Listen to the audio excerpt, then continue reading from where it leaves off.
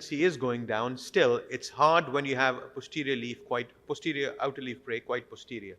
So we normally carry out a vitrectomy, and then a number of other procedures are carried out. A drainage retinotomy in about half, de-roofing of schisis in 21.2%, relaxing retinectomy in a small subset, and then most of them, 3/4, had a scattered laser over sciatic area. We try and fix everything with gas, but 20%, 19% had oil. Okay, so this is important now, the outcomes. Median follow-up of 9 months, a 10-year period of the detachment. Our single surgery success was 73.6%. Now our routine PVD detachments, non-sciatic, Manchester generally has a success rate, and we audit it every year, of more than 85 to 90%. Schisis detachments is way less, 73.6. When you look at literature, the largest series of 55 eyes, ours is 53, had a 70% success. Moorfields had a 62% success. So the trend is, the take-home message is, it is very difficult, not very, but it's difficult to treat a schisis detachment. In other words, you should only intervene if you really have to. The major cause of redetachment in a schisis, as expected, is PVR. It affects 11 to 13 eyes in our series, and a couple of patients had laser necrosis and there was missed break. Final anatomical success after 2 to 3 surgeries was 94%. We carried out logistical regression to find out if there was any correlating factors which could help us in predicting the outcomes. Outer leaf break posterior to equator. If this was posterior to equator, it was larger in size, patient had a worse final vision, and there was a higher chance of redetachment. If outer leaf break was inferior, there was a higher chance of redetachment again. Median vision at final visit was 0.54 logMAR. Presence of PVRC had a worse vision to begin with, a worse post-op vision, and higher number of outer leaf breaks. So, just to summarize, Manchester data is very similar to the largest BOSU study. It supports the literature that success rate is less compared to the standard detachment. More vitrectomies in the Manchester cohort compared to other studies. The take-home message is, if outer leaf break is posterior to equator, these are the patients which will progress more and difficult to fix. And if it's increasingly inferior, these are the patients who will have a higher redetachment.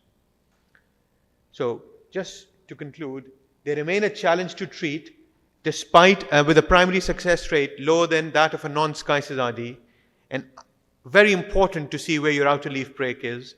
The more posterior and inferior the outer leaf break, the higher the chance of problems in surgery. Thank you. Any questions? Generally in UK and US, when do we do vitrectomy and when do we do a scleral buckle?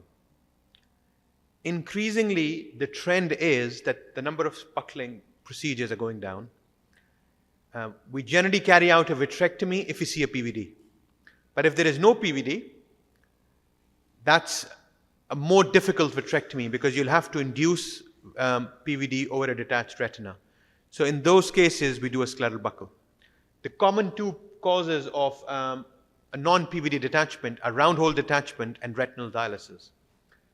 So we actually thought, fine, buckle, we know buckle works in non-PVD detachments, but what about vitrectomy? Is that a complete no-no? Because sometimes you actually get the diagnosis wrong and you go into the eye and you realize that the vitreous is still attached. And there is no evidence in literature about what the outcomes are. So we decided, so non-PVD RDs, round holes and retinal dialysis, and the prevalence is 2 to 21%, mostly seen in young myopic patients. We all know there is a shift in practice and people like to do vitrectomies because they find indirect ophthalmoscopy difficult. 2, buckling procedures are not as heavily backed by the industry because every year you will have a new vitrectomy machine and new equipment. So buckle is old school basically, and nobody wants to do buckles. In UK, the number of buckles generally is showing a gradual trend downwards. But it's still a very, very important skill to learn for all the juniors because a non-PVD detachment ideally should have a scleral buckle. Okay, so we decided to look at Manchester series where over a 10-year period, we wanted to find out that when there was no PVD and we had carried out vitrectomy, what were the outcomes? So in total, we had about more than 200 cases, but we excluded patients where, one, we didn't have a follow-up, two, the diagnosis was uncertain, redetachment, and previously failed buccal. There were some notes not available. In the end, we were left with 109 patients. So it's a case series of 109 patients. Important thing here is age. They're generally younger patients compared to your regular detachment, about 51. Mostly phakic patients. Duration of symptoms is longer compared to your regular vitrectomy, which presents within a couple of days with flashes, floaters, and a shadow. Okay. Importantly, most of these patients with non-PVD detachments were round hole detachments. There's a small percentage of dialysis. Now, remember, this study was retrospective case note analysis, so it's very difficult to completely filter out the noise. There will be some wrong data. But still, we found a few horseshoe tears. By definition, horseshoe tears should develop if you have a PVD, vitreous detachment. So why did we have a horseshoe tear? You can argue either the notes were wrong and the patient didn't see it clearly, but then we looked at the op notes and PVD was induced. So sometimes you can have a localized vitreous detaching in the periphery causing a horseshoe tear, but the entire vitreous posterior hyaloid has not come off the posterior pole. So effectively, they're still a non-PVD detachments because the PVD was localized and you've not got a posterior vitreous detachment completely.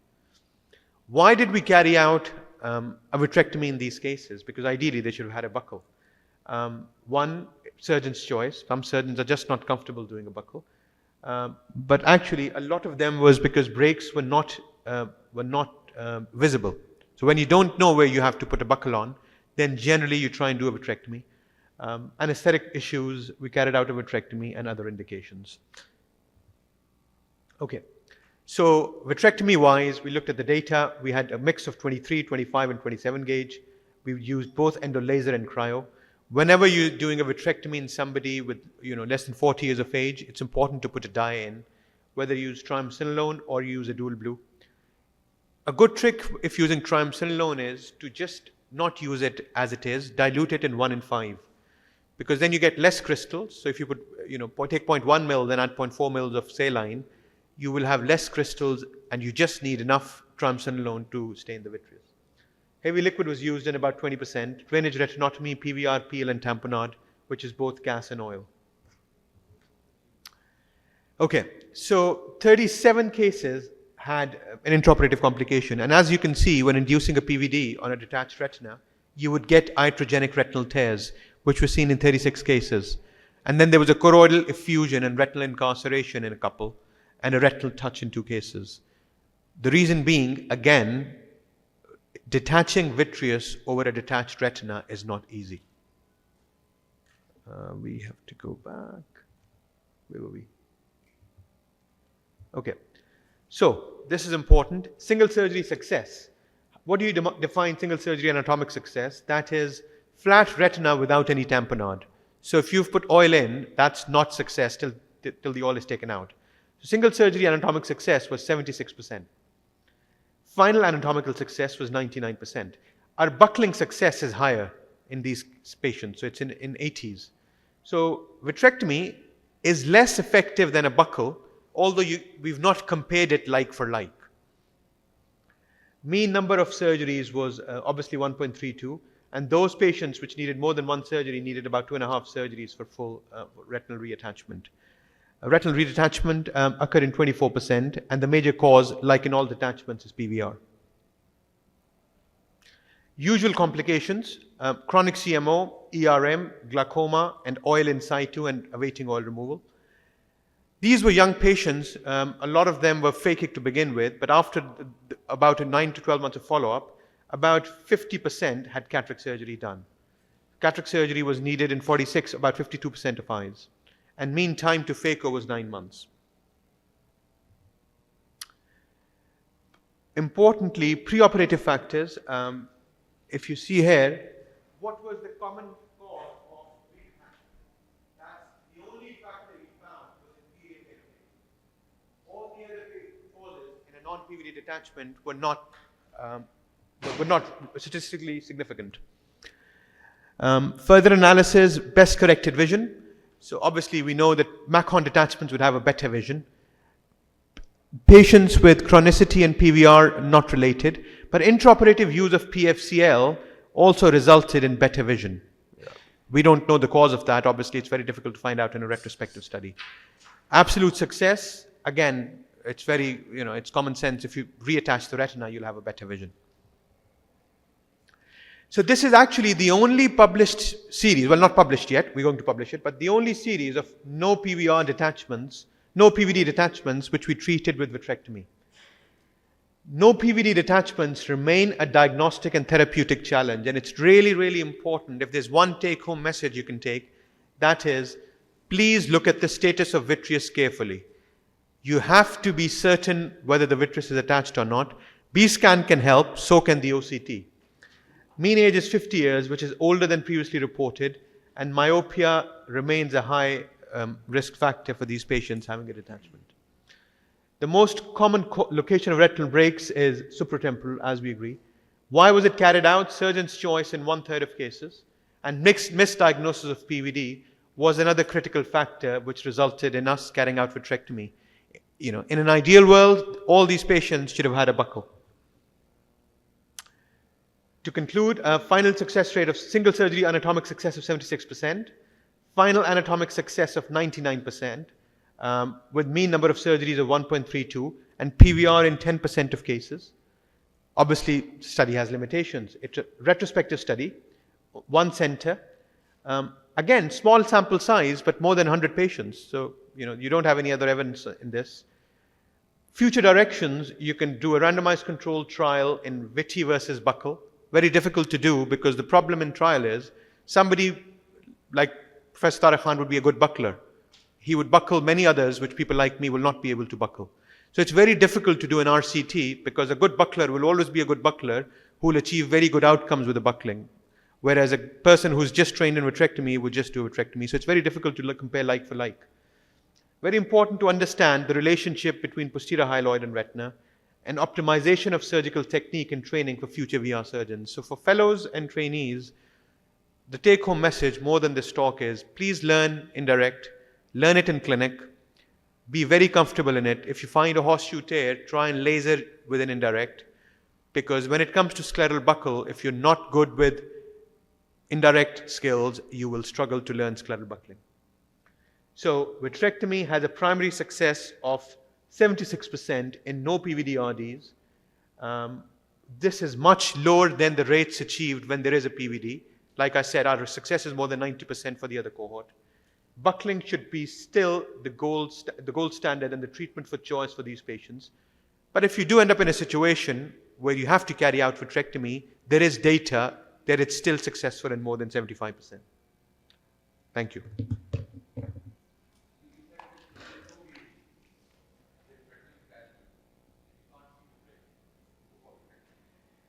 Yes. We're doing local. You can do encirclement, but you can do encirclement. You're right. You can get away with vitrectomy, but nowadays we want to be comfortable that we've treated the pathology.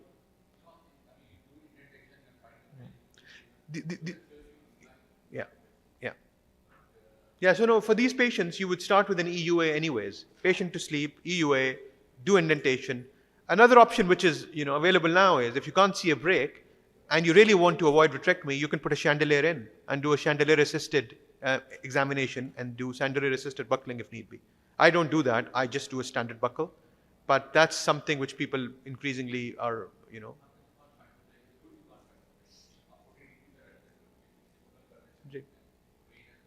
Yeah, बिल्कुल.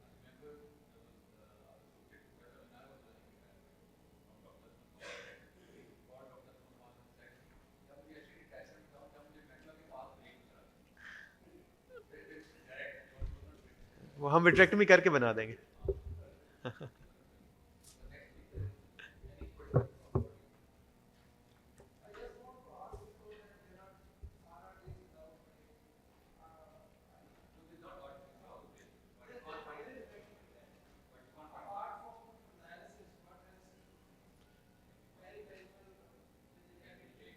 देखें उसमें ना जो important चीज़ है, आप अगर vitreous को देखेंगे, the more pigment there is, the more tobacco dusting there is, the bigger the break. Retinal dialysis में आपके पास बहुत ज़्यादा पिगमेंट होगा, तो हाँ, आप एंटीरियर हाइलॉइड में पिगमेंट बहुत ज़्यादा होगा. But if you can't see the break, this means the break is very small and post oral very small, very common in pseudophakic eyes. तो ज़रूरी नहीं है, अगर पिगमेंट है तो ब्रेक है. Bismillahirrahmanirrahim. I am Dr. Amir and I am going to give a brief presentation about scleral buckling, reviving the dying art, and giving few tips for the young fellows.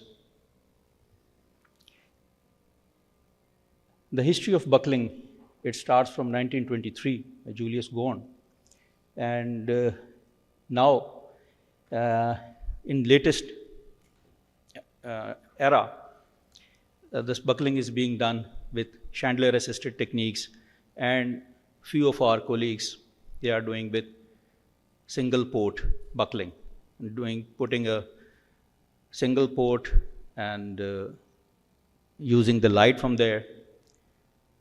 But this technique which I am showing here is the old technique which I have learned from my mentors.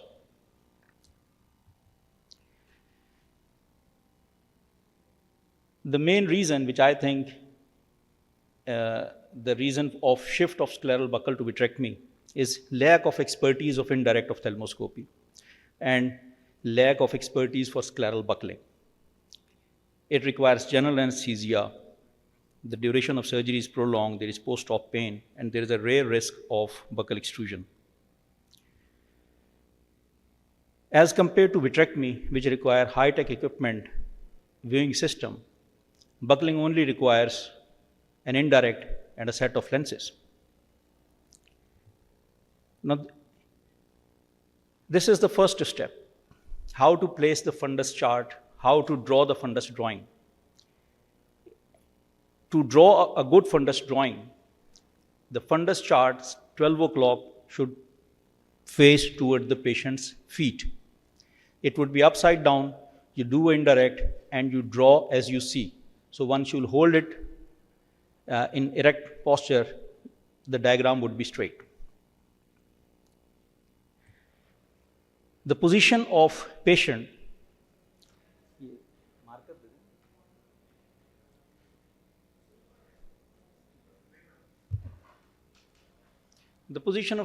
while doing indirect, now this is the correct position. Flexed and extended neck would not give the good results. And then how to hold the lens, how to make it farther away from the eye, this is the position. And while making drawing, this is how you have placed it on the chest of the patient, 12 o'clock toward the feet. Once you draw it and straight it up, this will be exactly how the retinal detachment would look like. Now, few tips regarding small pupil. Use a small pupil indirect ophthalmoscope with higher power condensing lens. Reduce the size of light patch from the indirect. Narrow the distance between the optical aperture and minimize the light intensity and optimize the alignment of optical system and preferably examine in a dark room. The benefit of presentation, scleral buckling, is it has got higher reattachment rate with good visual acuity post-op, no progression of lens opacities, no invasion of vitreous, and less risk of PVR. And if the gas is not used at the end, no restriction on air travel, and the reattachment rate is also very good. Now the case presentation.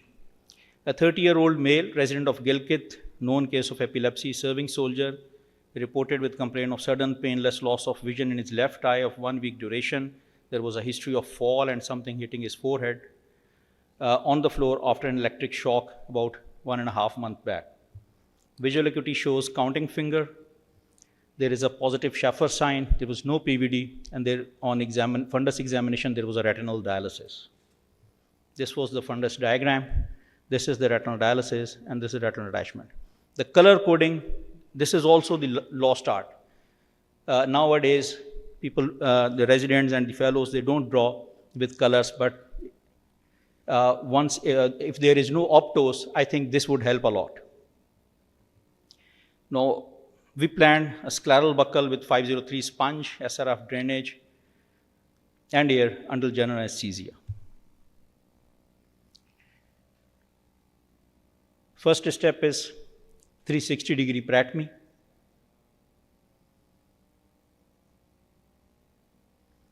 Then isolation of muscles with the squint hook. And I use 40 silk.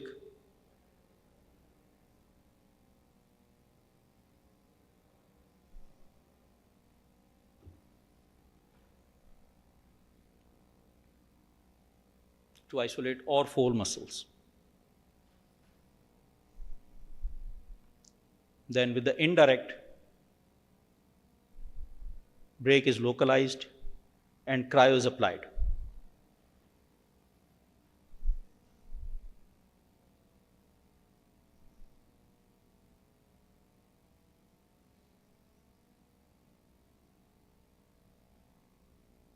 Now, the pushing margin of the dialysis is marked.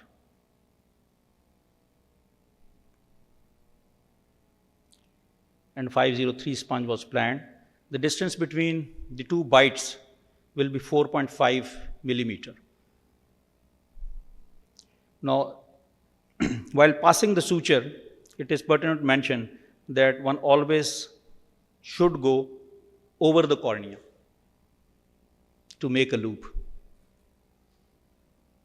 Partial thickness scleral sutures were passed with 50 ethibond.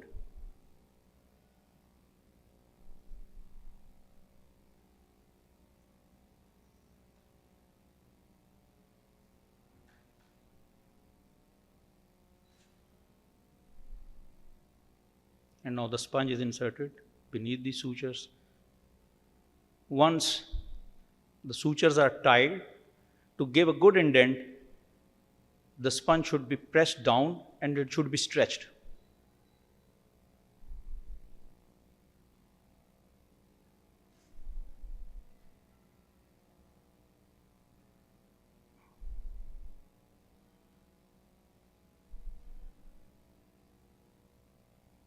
The assistant will hold the knot and the surgeon will tie.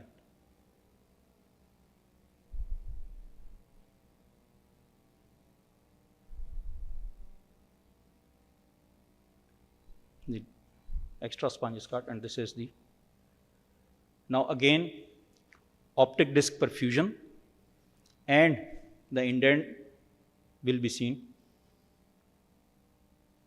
So since there was a lot of SRF, so we plan to drain the SRF with 27 gauge needle. And I went into hypotony, so I injected air in it.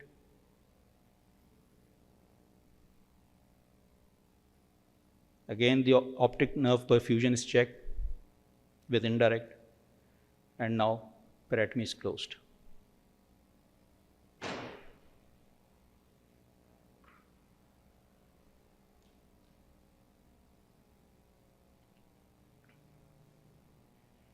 Injection of lignocaine and dexamethasone was injected where the cryo was applied.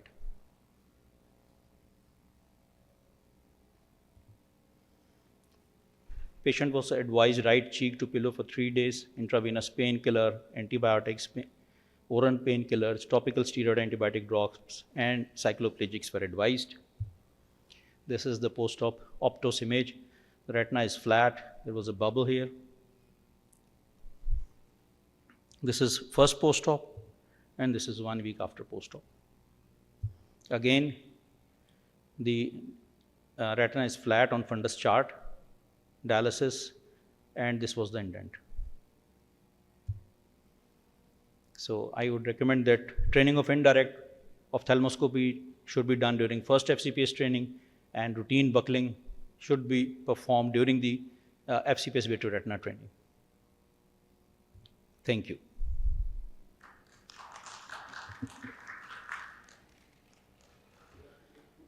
Sir.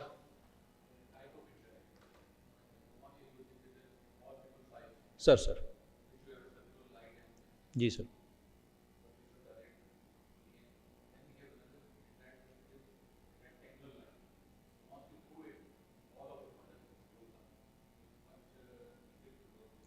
Sir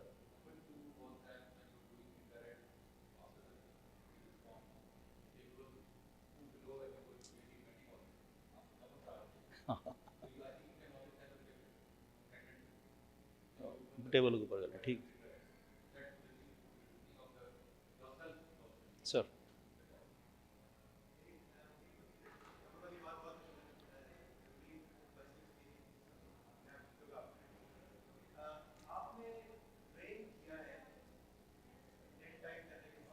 sir sir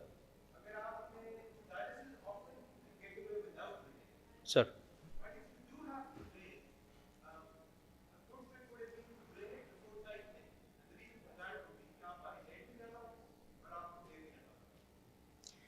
ji sir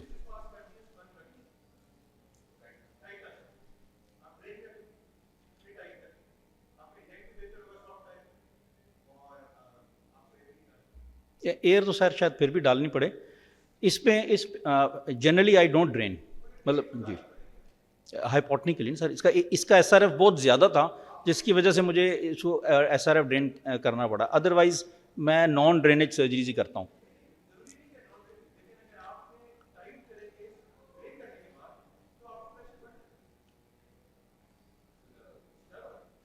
नहीं tight करेंगे उसको सही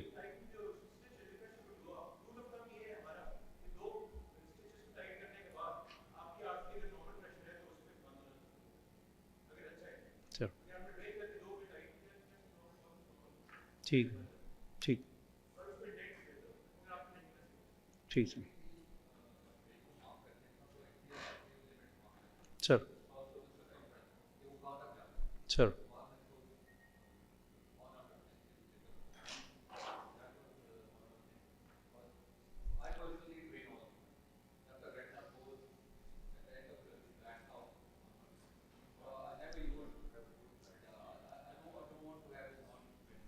sir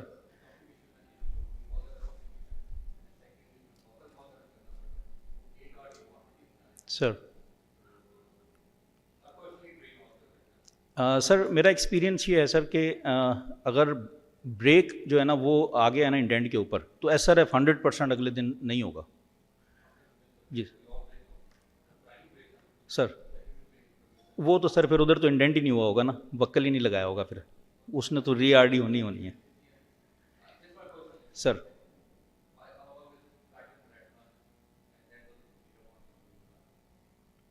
sir sir 360 में तो हर किसी में prefer नहीं करता सर सनाउल्ला भी जो है ना वो स्पंज जो है ना वो बहुत अच्छा वो लगाते हैं स्पंज को बहुत फेवर भी करते हैं सर तो स्पंज और टायर्स दोनों जो है ना वो प्रेफर करते हैं लेकिन अगर डायलिसिस है तो उसमें तो 503 से या 504 मैक्सिमम जो है ना वो उससे हो जाता है एक और भी सर मेरा केस है तो मैंने प्रेजेंट नहीं किया है वो उसमें इन्फीरियर पीवीआर के साथ ओल्ड आरडी थी तो I use 287 and it had got very good results sorry inferior PVR 287 से जो है ना वो हो गई थी सर बहुत अच्छा sir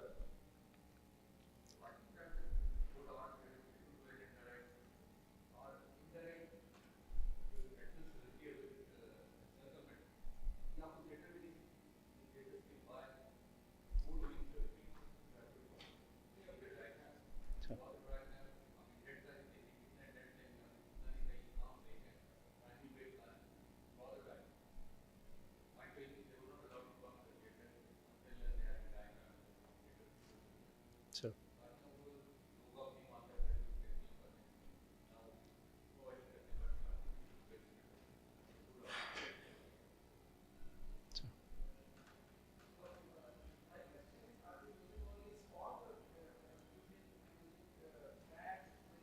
Sir, I am using all type bands, yeah, 4 band and 2.5 band and 287, 277, 276, 503, 504 sponges and bands, all types of surgeries in buckling. And I prefer doing buckling in young patients. Wherever a buckling can be done, I go for buckling. And my own experience is that I got very good results with buckling as compared to vitrectomy.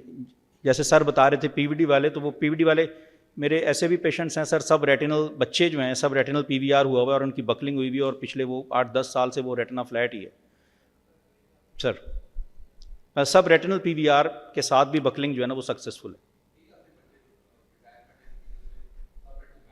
Sir. Sir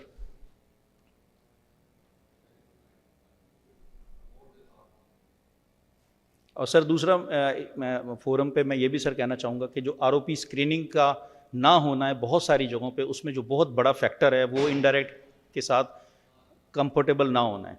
ये मैं प्रोपेरा के अंदर भी ये बात मैं कर चुका हूँ, लेकिन प्रोपेरा जो है ना इस बात को अंडरस्टैंड करने से कासिर है कि इनडायरेक्ट पे तवज्जो दें, और तो जो है ना वो आरओपी स्क्रीनिंग भी हो जाएगी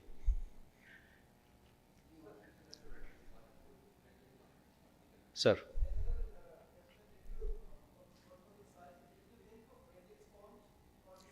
नहीं सर नहीं, ये इट वाज अ डायलिसिस ना, डायलिसिस था तो उसमें रेडियल नहीं लगेगा, उसमें सेगमेंटल ही लगेगा सर।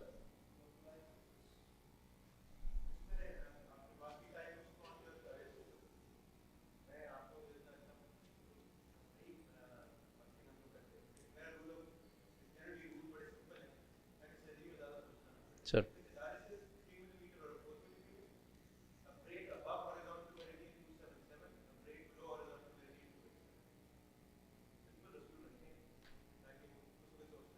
सर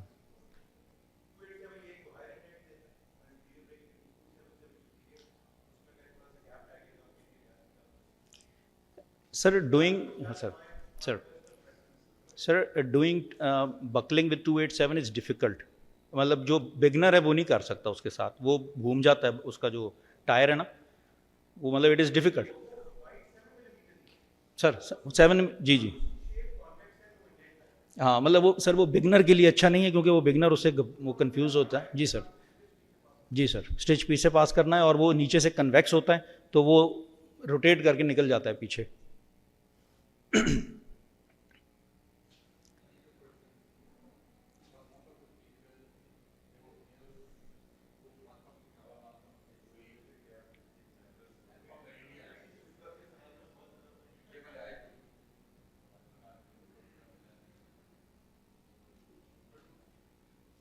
चलिए, thank you very much.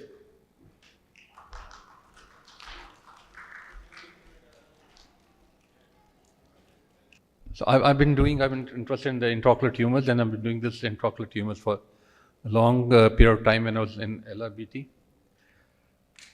So there was surgical management. Either you take the tumor out from the outside or take it from inside. Whenever you refer the patient of tumor to an oncologist, he wants the diagnosis. Diagnosis के बगैर वो कुछ भी नहीं करेगा.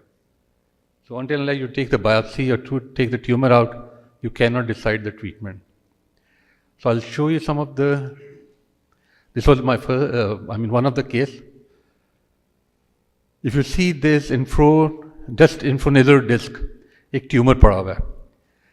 It can be hemangioma, but it's different on FFA, it's not hemangioma.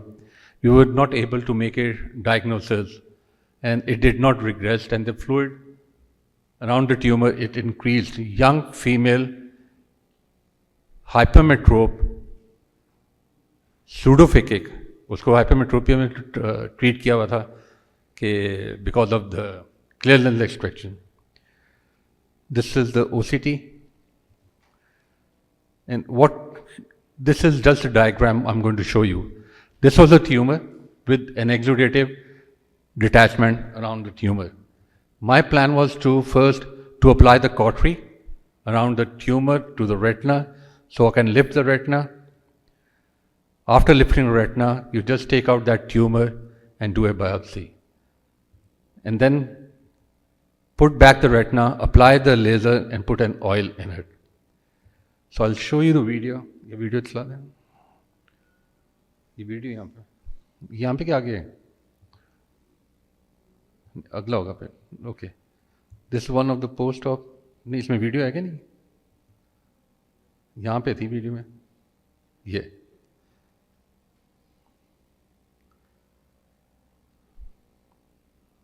So first I did the retinotomy. इसमें fluid जो था subretinal fluid, took it out and sent it for histopathology and any malignant cells.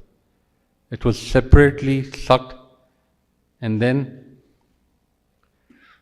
I'm going to apply the cautery. We are planning to lift the retina. So this cautery was applied.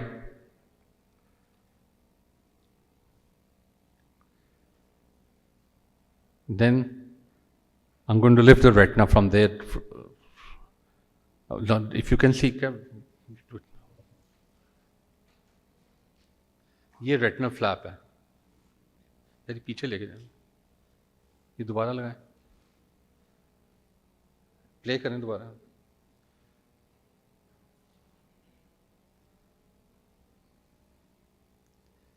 Because they tumour they bleed जब आप उसको touch करते हैं ना. And the trick is you do not cut the tumor under fluid. You always remove the tumor under air. उसका pressure ले जाएं 50 पे. And they, at that time, they do not bleed. I'll show you.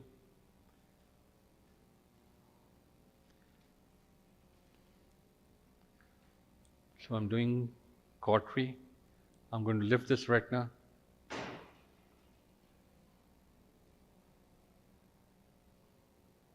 So ये flap है retina का, retina उठा हुआ है. अब मैं कोरोइड को कॉटरी कर रहा हूँ.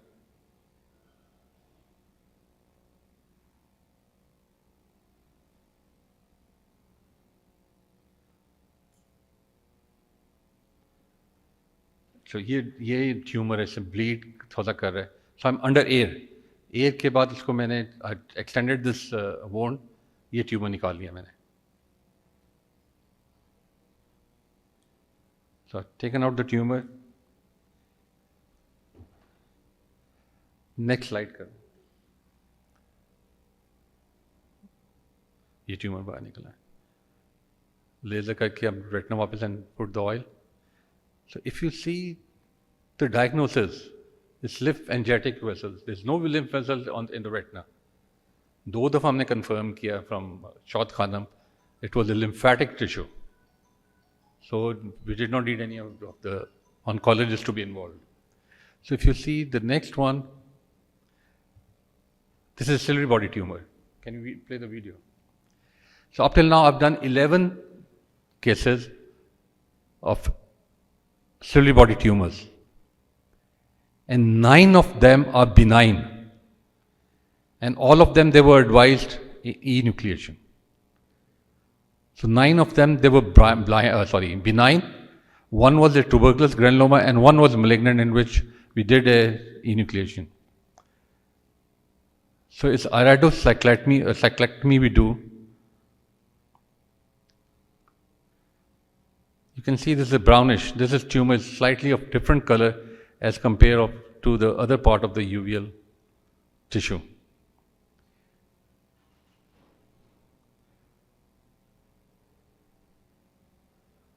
And it came out to be an adenoma. उसके बाद पेशेंट का फेको हमने पहले किया हुआ था. आफ्टर 1 month, जब उसका थोड़ा सा हेमरेज जो था विट्रियस वो एब्जॉर्ब हो गया. And always applied the cryo at the end.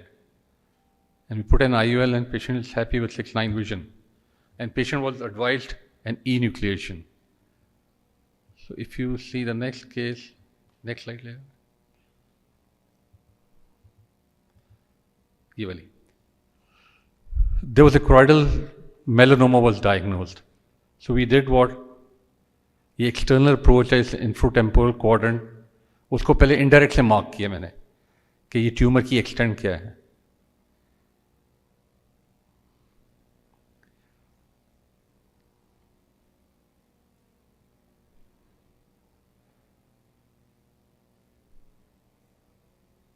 There'll be vitreous coming out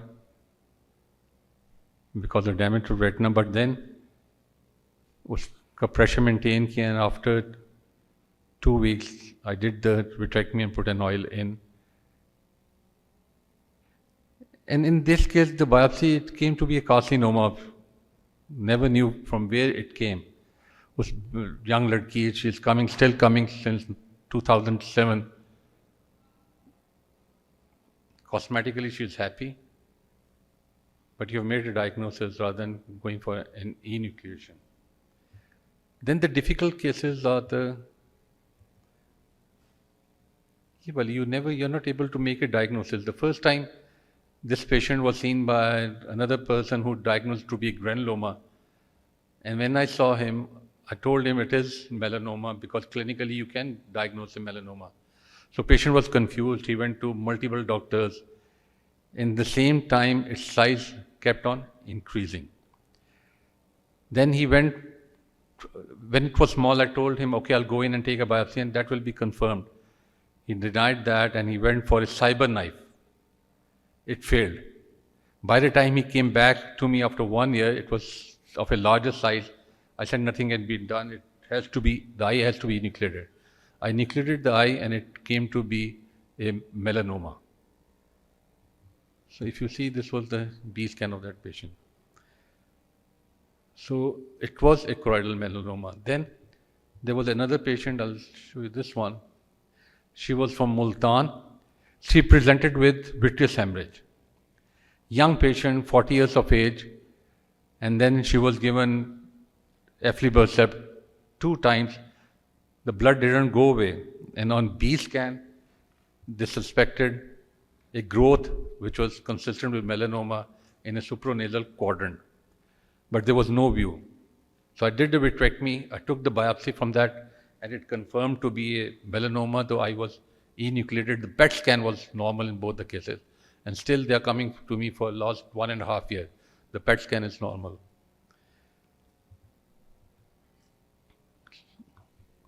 So this was another case who had a mastectomy done 2 years back. There were reoccurrence of the breast tumors. There were nodules. She came with the nodules in the choroid. Asked her to go for oncologist. Most probably, she didn't turn back to me. Then there was one case, this one. It was an hemangioma. We kept it on treatment, Indrall, and nothing happened. It went into a retinal detachment, recmatogenous retinal detachment. I said, oh, I'll do a buccal. I did a buccal. I drained the fluid, few drops of the fluid came, then they stopped. I drained from another area, the fluid stopped. उसको मैंने कुछ 10 जगह पे उसको drain किया, the fluid आता था लेकिन वो ड्रेन नहीं होता था.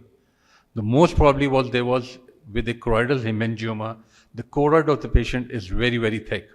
तो जब ड्रेन करने की कोशिश करते हैं तो वो ड्रेनेज साइड को प्लग कर देता है. So I had to go in, do a vitrectomy, lace this area, cosmetically इसको सेव किया. Vision retina flat है, लेकिन vision उसकी because of involving the macular area. So cosmetically is happy. So main thing is until unless you take a biopsy, you make a diagnosis what the tumor is, do not advise enucleation. You can save the eye, which is अगर आप enucleate करते हैं, it's very troublesome for the patient, for the family, and so on. और फिर उसको सारी उम्र रहती है कि दोबारा ट्यूमर तो नहीं हो गया. So I think you can take a biopsy of most of the tumors, and most of the tumors you see and you can make a diagnosis. But in cases you can't make a diagnosis, you take a biopsy and make the diagnosis before you advise enucleation or any other treatment. Thank you. Any questions? Sir, we have also started endoresection of choroidal melanomas in our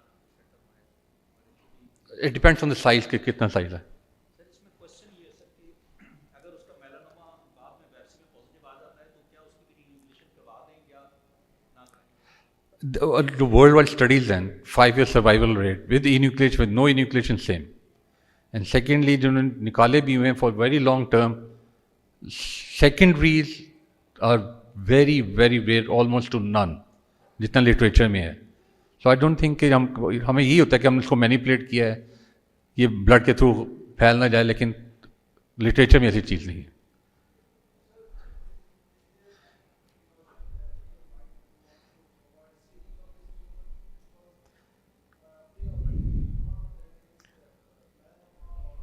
Or is it benign? Seedling कहते हैं मेटाजन spread by doing it, ये theoretical मोर है, practical नहीं है.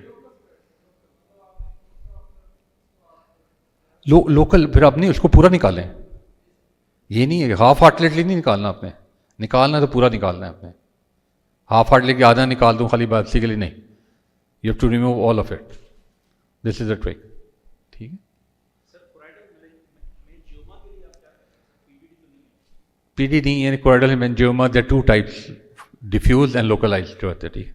Localised और diffuse के लिए you can not do anything.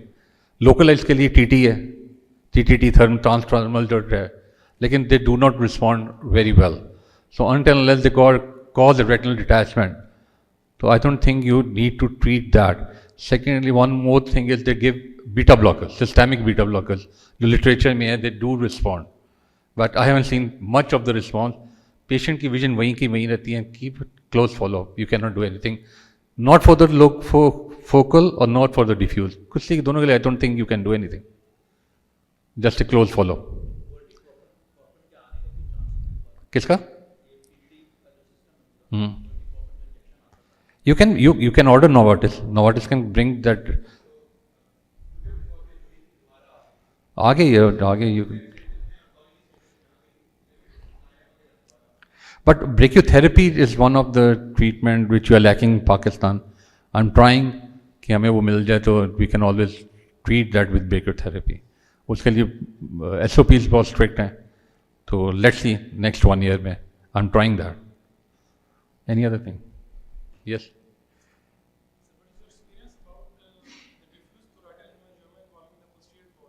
Once again. Posterior pole. I'll show you the different lesion. आगे भी lesion है. Posterior pole tumor और posterior pole granuloma. आपने पहले diagnosis बनाना ही है क्या? Mostly they are inflammatory. ठीक है. And then second they are infective. Toxoplasmosis का है. मेरे पास केस है toxoplasmosis के, उसमें उसने काफ़ी अच्छा रिस्पॉन्स दिया है. Secondly, you give an antibiotic course and steroid. Few of the tumors मेरे पास रिकॉर्ड है उन सब पेशेंट्स का. They have just gone away. Posterior pole growth or granulomas, they do respond to systemic steroids. उनका पहले कर लें and systemic steroids और systemic antibiotics. लेकिन पहले diagnosis बनाएं कि क्या है. Headlight in the fog, इस किस्म के vitritis, खाली vitritis localized on the anterior surface of the retina. So you have to make a diagnosis. लेकिन diffuse अगर hemangioma है, you cannot do anything. Patient कहते हैं हम अल्लाह नहीं है कि हम हर चीज़ का इलाज, अभी तक इलाज ही नहीं है, वो ये पूछते हैं हमसे. So you can not. It's a vascular abnormality.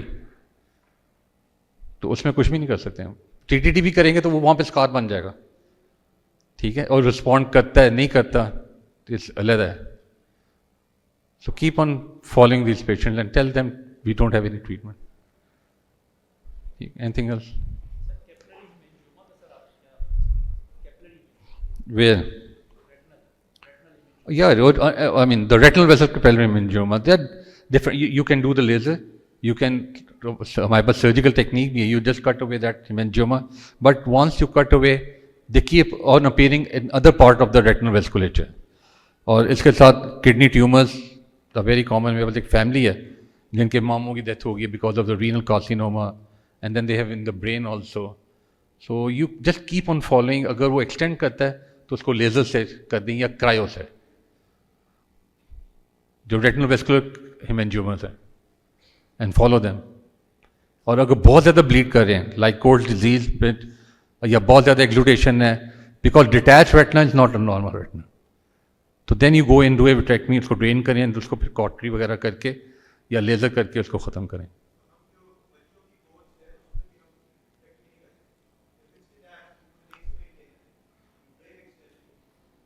Then you are done. Okay. So cold disease में जो है बच्चों में, because the vitrectomy is very very difficult in that case, बच्चों में, और response उसका बहुत ख़राब है. So first we can try that. Retina को flat होना चाहिए before you apply the laser with indirect या apply करते हैं cryo. ठीक. So we'll try that. So with that we come to the end of this session. I think Dr. Sanawala is here for the next session. Thank you.